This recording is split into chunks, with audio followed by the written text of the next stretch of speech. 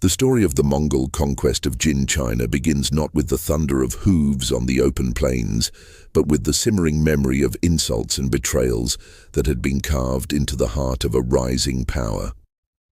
By the dawn of the 13th century, the Jin dynasty of northern China stood as one of the great empires of East Asia.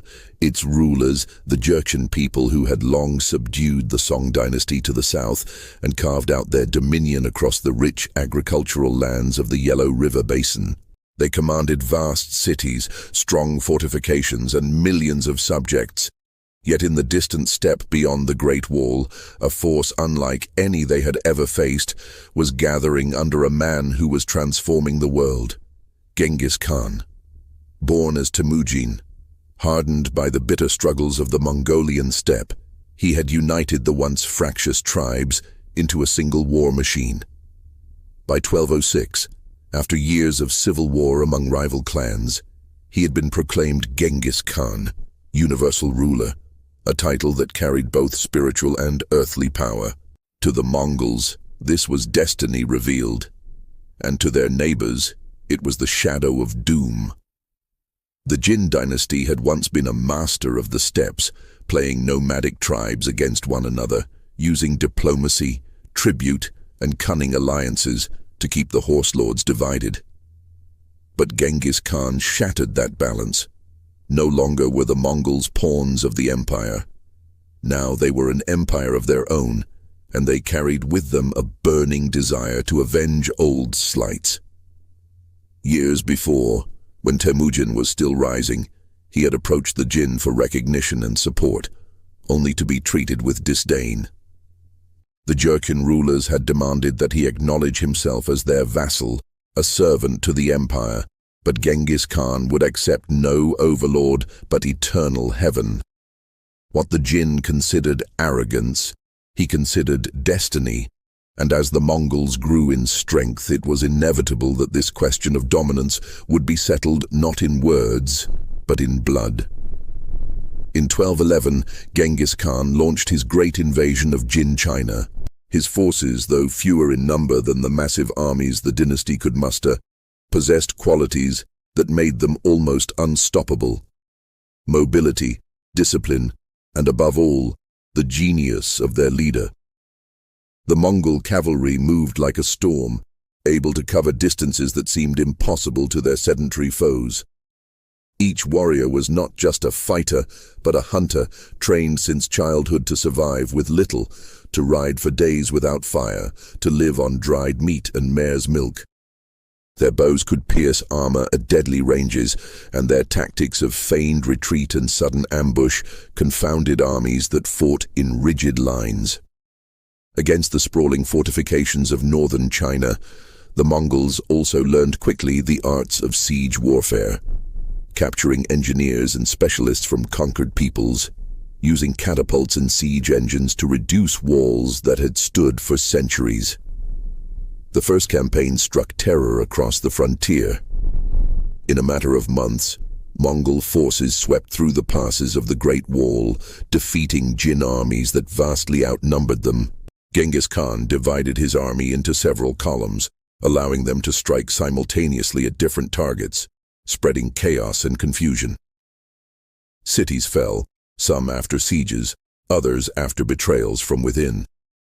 To those who resisted, the Mongols showed no mercy.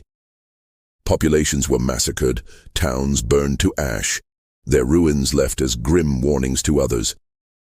To those who submitted, however, the Mongols often offered clemency, demanding tribute and loyalty, but sparing lives. This strategy of terror and mercy, wielded with precision, broke the spirit of many defenders. Soon, entire regions capitulated before the Mongols even arrived, preferring surrender to annihilation. The Jin court, entrenched in its opulent capital of Zhongdu, modern Beijing, was slow to grasp the magnitude of the threat. Ministers debated endlessly, generals quarreled, and while some urged decisive counterattacks, others underestimated the nomads, believing that sooner or later the horsemen would exhaust themselves and withdraw. But Genghis Khan understood the deeper weakness of his enemy. The Jin Empire was rich, and populous, yet it was also rigid, corrupt, and divided. The loyalty of its Han Chinese subjects was lukewarm at best, for the Jurchen elite had long treated them as inferiors. The Mongols exploited these divisions, portraying themselves as avengers against the arrogance of Jin rulers. In some areas, local populations even aided the Mongols, providing supplies or intelligence in hopes of being spared. One of the most dramatic moments of the early conquest came with the siege of Zhongdu in 1213. The Jin emperor had fled south, leaving his capital in the hands of defenders, but Genghis Khan was determined to break the jewel of northern China. The Mongols encircled the city, cutting it off from outside aid. Siege engines hurled stones and fire, while tunnels were dug beneath the walls. For months the city held out, its defenders desperate, its citizens starving. Accounts tell of famine so severe that people resorted to eating bark, grass, even flesh. Yet the Mongols were relentless. When the city finally fell in 1215, it was an orgy of destruction. Fires consumed vast swaths of Zhongdu, tens of thousands were slaughtered, and the once proud capital was reduced to smoldering ruins. To Genghis Khan, this was not merely a victory, but a message. No wall, no emperor, no dynasty could stand against the will of the Mongols. The fall of Zhongdu marked a turning point. Northern China lay devastated, its fields trampled, its towns depopulated. The Jin dynasty, though still ruling from its new capital at Kaifeng in the south, had been crippled. Yet the war did not end there. For more than a decade, the Mongols turned their attention to other campaigns, conquering the Khwarezmian Empire in Central Asia, smashing foes from Samarkand to the Caspian Sea. But Genghis Khan never forgot the Jin. The war had begun, but its conclusion would only come when the dynasty itself was erased from the map. In 1226, after years of conquest elsewhere, the Mongols returned to finish what they had begun. By now, Genghis Khan was an old man, yet his ambition remained undimmed. He saw the Jin as unfinished business, a wound that could only be healed with annihilation. The Jin, weakened by internal strife and the heavy burden of defending their realm, could no longer mount serious resistance. Their population had been ravaged by famine, plague, and the relentless drain of war. When Mongol armies descended once more, city after city fell. The defenders who resisted were exterminated, entire populations put to the sword. Those who surrendered were often spared, only to be conscripted into the Mongol war machine, used as fodder for sieges against their former masters. The campaign was brutal beyond measure. The Mongols were no longer merely seeking tribute or submission. They were intent on wiping out the dynasty altogether. Towns that had survived the earlier invasions were razed, their inhabitants slaughtered or enslaved. The Jin emperor, in his capital at Kaifeng, could do little but watch his realm collapse piece by piece. Appeals for aid to the southern Song dynasty went unanswered, for the Song rulers despised the Jurchen as former oppressors and saw in their destruction an opportunity for revenge. Thus, isolated and abandoned, the Jin faced the Mongols alone. By 1234, years after Genghis Khan's death, his successors completed the destruction, but the foundation for that annihilation had been laid in those campaigns of 1211 to 1215 and renewed in 1226. For Genghis Khan, the war against Jin China was not just conquest, it was vengeance. He had avenged the slights of the past, humbled an empire that once claimed dominion over the steppe, and carved open the path for Mongol domination of China.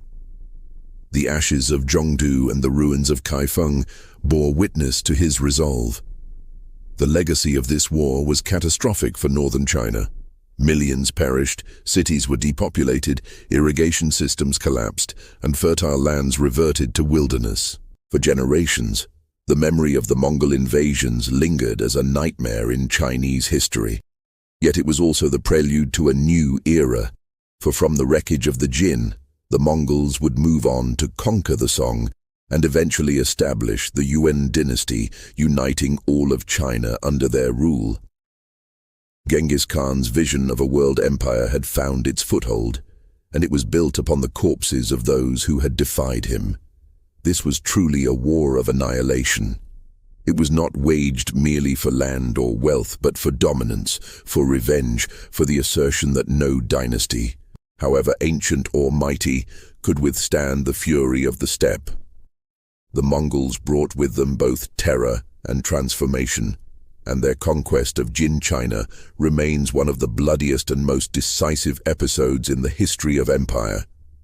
To understand it is to glimpse the ruthless logic of Genghis Khan's rise: submit and live under his order, or resist and be erased. In the end, the Jin chose resistance, and for that choice, their empire was consigned to oblivion.